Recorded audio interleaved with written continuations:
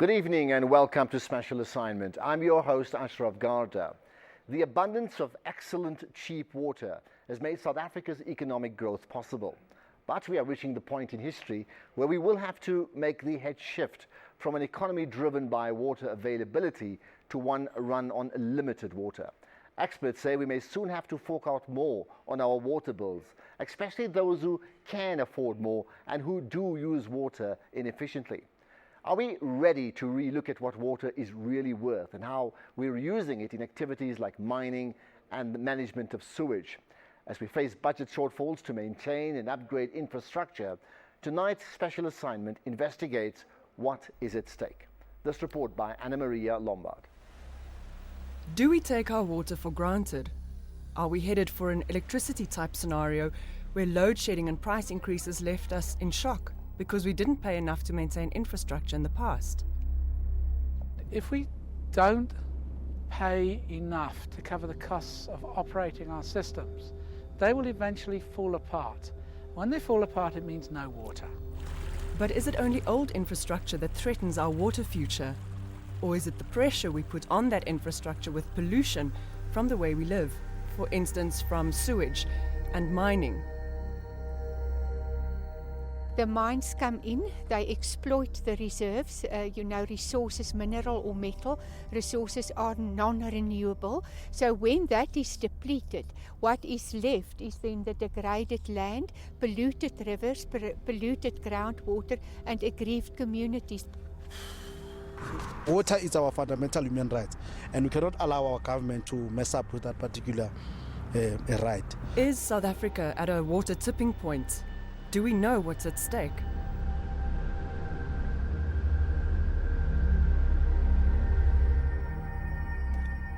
Richard Holden doesn't have to think twice about boiling the kettle for his morning coffee. Perfect water is on tap. As an engineer with over 30 years' experience in getting water into people's homes and now working for government, Richard believes he's paying far too little for what's gone into this privilege.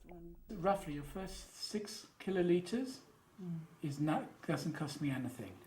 My next step, which is 4 kilolitres, is at £5.56. Then step 3, which is, this is going up to 12, which is 1.5 kilolitres roughly. They're charging me £8.64 per kilolitre. All non-indigent domestic consumers, agriculture, because they're big consumers of water as well, and quite often the crops that they irrigate are high-value crops, which are used by rich consumers. Industry, so SA breweries, should be paying the full cost of water, and then you as a consumer will pay the correct cost for their product. Mines, etc., need to pay the full economic cost of water. That's what we're saying. Richard works for the Trans-Caledon Tunnel Authority, that part of water affairs responsible for our big water infrastructure. He's going back to where it all comes from to show what's at stake with maintenance. You do not want to get stuck in an electricity scenario. You don't want to have this 30-year gap between your investments in infrastructure and then you get stuck. You get blackouts and brownouts and every other kind of out that you really don't need. And while you can manage without electricity for a reasonable period of time, you cannot manage without water for any period of time. This sluice on the Tugela River in the Drakensberg releases water captured in the mountains. That's 12% of land where half the country's rainfall occurs. On Richard's trailer is a container that holds 1,000 litres. That's the same as 40 25-litre buckets. Imagine it's yours. I know how valuable that water is, but I work in the sector the whole time. Most households in Joburg would use 1 cubic metre of water per day, especially the middle class and the richer. They will use a minimum of 1 cubic metre per day. So imagine you had to go and collect that water every day. If it wasn't for the 316 government-owned dams constructed over the last century to take water from here to the towns and cities, South Africa could not have developed. Government says water infrastructure now reaches 95% of all people, but there's an unfair economic and social cost on women like Ntombiningi and Tembalihle Kubeka.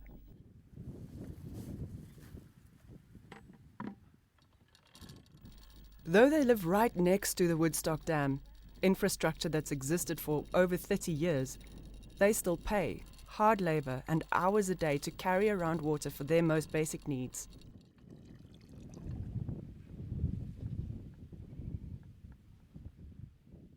Closer to the main road, Tabsile Shabalala's water may be trucked in, but the supply is not nearly enough or predictable. Amanzi siwathola kamasipala sifonela amasipala basilethile basifakele emathangini 1 week kanye ngelanga emva kwaloko aphelile futhi bese sihamba sowakhe emthonjeni ngemisasanawo. We live in a country where we have a very large water Gini coefficient, where the wealthy people in our system, compared to the people who are very poor in our system, pay a lot less. Part of what we need to do for those people who have the privilege of access, and currently that's 95% of us in South Africa, the thing that we can do for the other 5% of people is to be more efficient with our water use so that there actually is an availability. Being efficient with what we have, upgrading infrastructure to cope with what comes from the source. This lesson's been made painfully practical in Carolina after the town woke up in January last year to find their water undrinkable. I would just woke up in the morning to find water brown in color and very bitter in taste. Just like after you have washed your dishes, you can imagine that kind of water. Government did tests. The water was pure acid and contained metals that shouldn't be in water destined for homes. They warned people not to drink it. The municipality was in a very difficult place, which was they basically had water in their catchment better than bottled water quality-wise, chemically-wise. And all they had to do was to take it and ensure that there wasn't any bacteriological contamination and deliver it to people. And they went from bottled water one night to battery acid the next morning. And so the impact was significant and severe, and I don't think any municipality could have dealt with that in the short term. But there'd been time. Pretorius' organisation, the FSE, had been complaining to government since 2008 about mines that were letting their coal processing waters seep into the sensitive Highveld wetlands. 2 old closed-up mines on Johan Meintjes' farm turned out to be the culprits. Ons het geweet die dorpswater is geaffekteer. Want die waterhard het van hierdie wasplant afgehardloop. En daai waters is als hier afvlei toe en direk dorpsdam toe. Ek het 'n bloekombos byvoorbeeld net hierbo, 'n bloekombos wat totaal gevrek het van die steenkoolwater. Die ondergrondse water is nou besoedel. Want ek meen, hoe gaan jy 'n fontein? 'n Fontein, hoe gaan jy daai water ooit reg kry? Kan nie. The dam fed by Meintjes' fountain is now the characteristic blue-green of acid water in which metals and salts have dissolved. Even at 3 meters deep, you can see straight to the bottom, unlikely in healthy water. Toe trek ek monsters en ek vat hulle witbank toe en ek laat hulle daar toets. Toe kry ek die uitslae, nie menslike, nie dierlike, nie besproeiing. Ek kan met die water absoluut niks doen nie. The local mosque opened their boreholes to 17,000 residents. The municipality trucked in containers.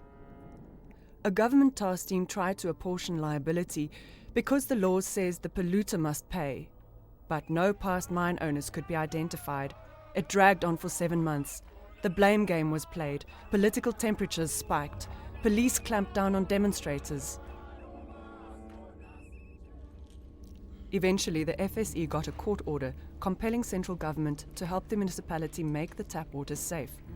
Judgment, case number 35672. In the end, it was all about infrastructure, buying a system that could neutralize the water, all at massive expense to the taxpayer. I personally took out the Department of Water Affairs and the Commodity Catchment Management Agency. I showed them where the decants were happening, and I can go back and show them to you again because they are in exactly the same places from the same mines. Nothing has happened. The underlying causes that made the disaster are still there, you still have continual decant into the river system, and all we need another 50, 60 mils of rain in a short period of time that will flush this water out of where it is now. And if we get enough, roughly 60, 70,000 litres of acid going into the dam, we will exactly have the same problem again. It's a disaster waiting to happen again. In a moment, the growing tension between mining and managing the water of the Vaal system.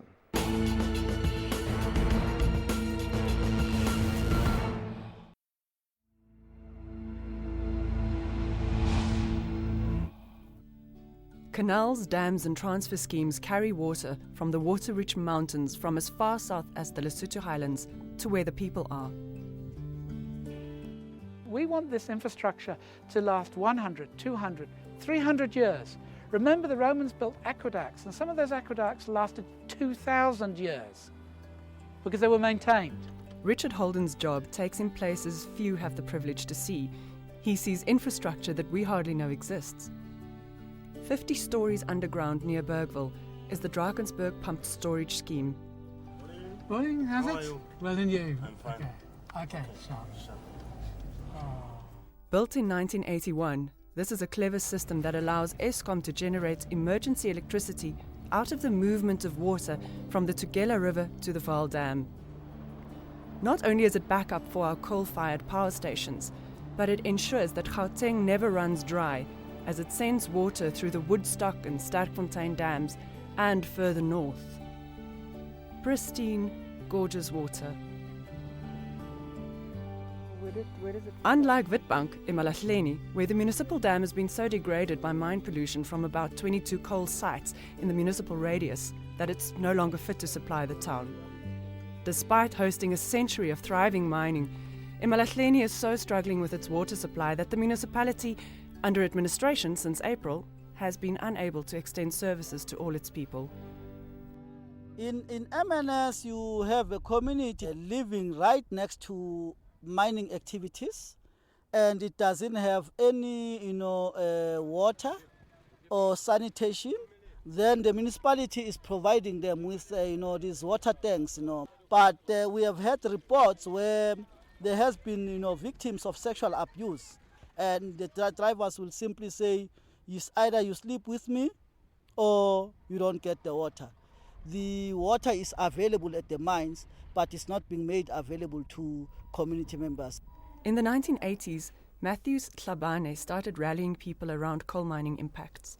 The 24-hour noise, the houses cracked from blasting, the black lung disease. Spontaneous underground fires that you can't see below the crust that's claimed many lives. Random sinkholes under people too poor to move. In terms of the law, the owner of this place should have rehabilitated this place, and that never happened. And at the moment, it belongs to the city council or Malahleni municipality, which doesn't have the capacity, not even a person designated to deal with mining issues. And in terms of the law, this area is supposed to be isolated, or is supposed to be fenced off, is supposed to be monitored. There's supposed to be nobody staying here.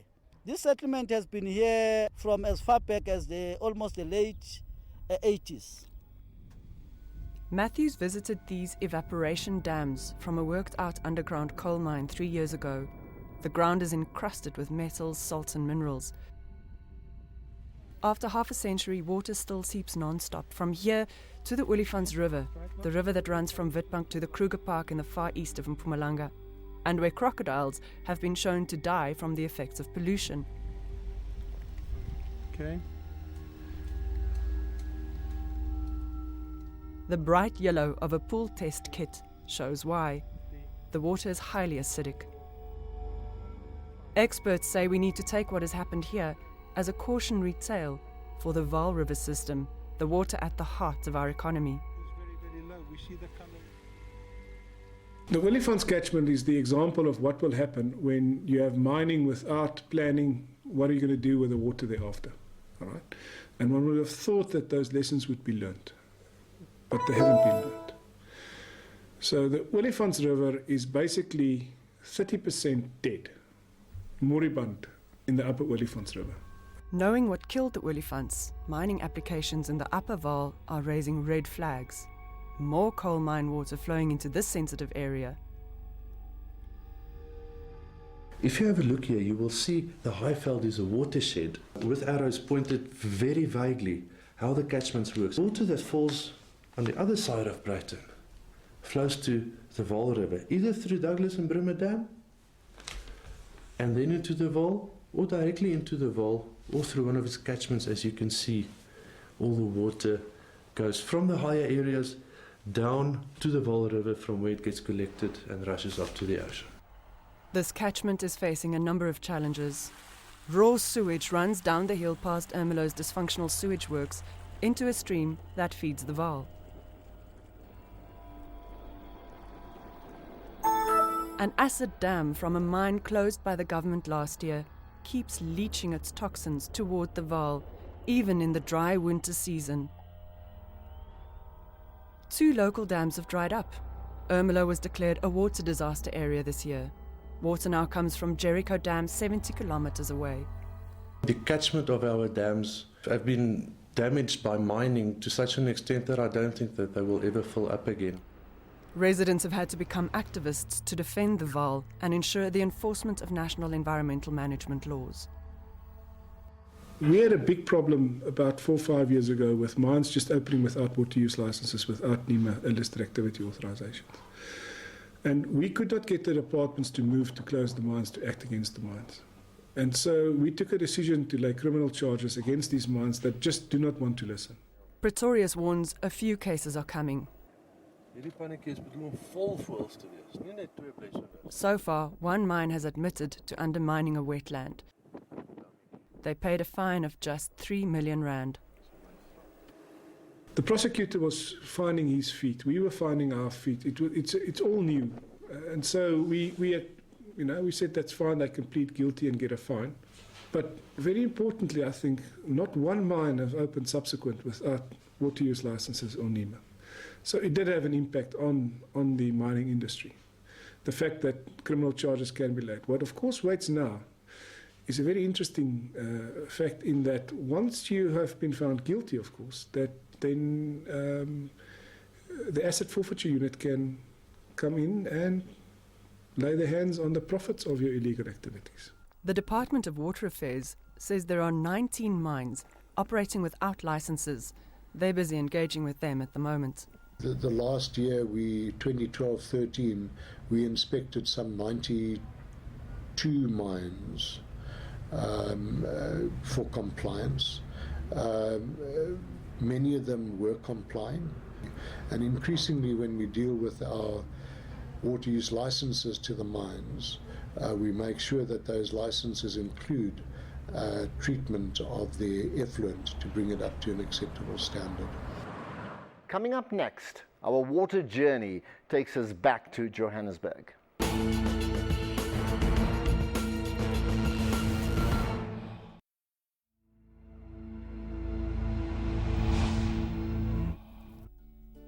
This is where it ends up, that water from the mountains. On the other side of the wall, it's released to Rand Water at an astonishing rate. You've been towing that cubic meter. It's average 55 cubic meters per second. 55,000 litres a second only from the sluice. Massive underground pipes take at least twice that amount to where Rand Water cleans and sells it to municipalities as far as Rustenburg in the northwest and Secunda in the east. We can treat any water, no doubt. But the dirtier the water, the more expensive it will be. And that tariff will be passed on consumers. That's why Rand Water is so worried about what they see going into the Vaal. In May, they flew over the Vaal catchment to survey the damage. They regularly check the quality, and their results: increasing acid levels, rising salt levels.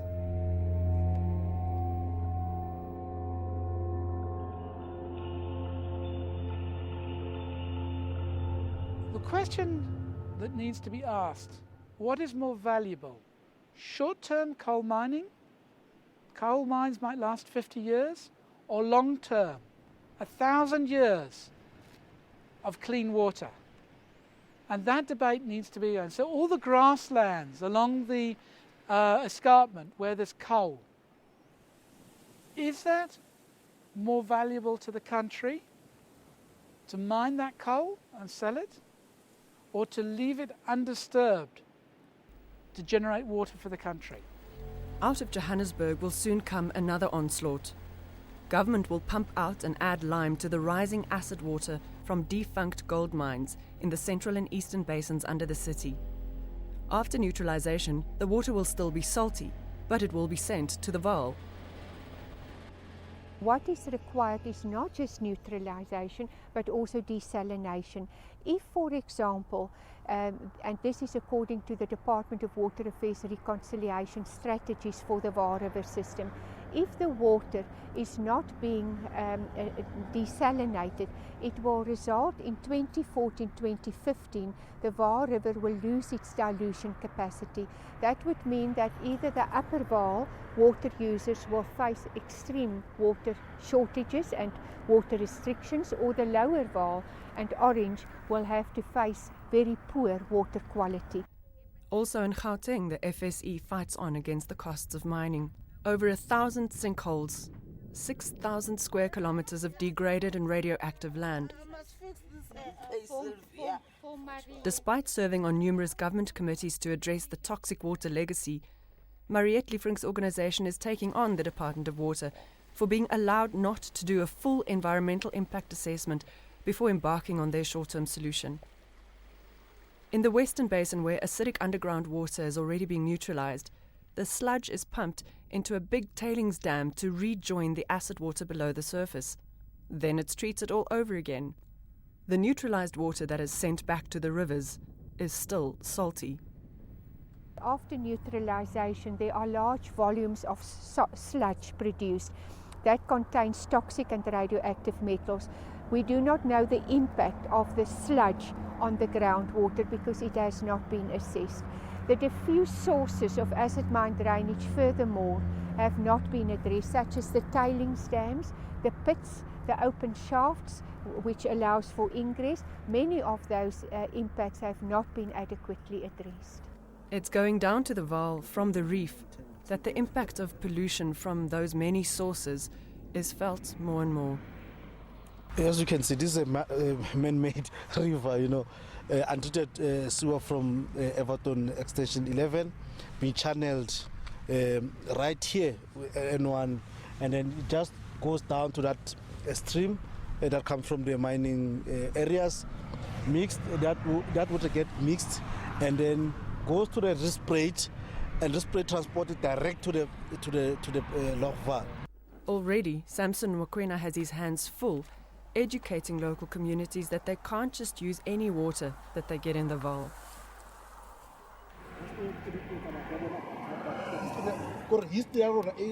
When you look at the reports that are tabled at the Risprait Forum, it's quite clear that there's high levels of salts, metals combined with what comes out of a sewer works, because Risprait is quite critical in terms of how it feeds to the Vaal river system. So to enhance capacity, to upgrade and maintain infrastructure, to combat the pollution, to ensure a water future, it's time, says Richard Holden, we all join the debate. The debate at the moment is between small little groups. Water is seen as just something which is available, which just comes out of your tap. And unfortunately it's a debate which has economic impacts. Joburg is only there because of the gold mines.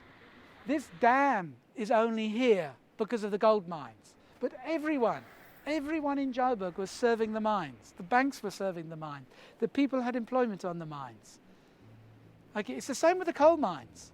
To solve these problems, everyone's got to come to the party and stop saying, it's that person's problem.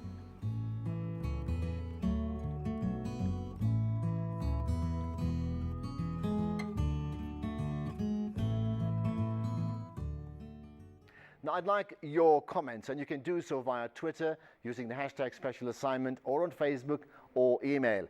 And then we do a follow-up on the SAFM radio show. That's Friday at 2:30 p.m. Finally, on to last week's program about missing children. Bongi Neves commented, I think the SAPS should have the extra measures to address such issues and inform victims about procedures correctly. There should also be more mechanism for parents to communicate with their kids, because surely phones are not working. And Mrs. Wida Haman said our children shouldn't be so vulnerable to people who can't keep their hands to themselves. Well, that's it for tonight. Join us again next week when we point out the issues that matter.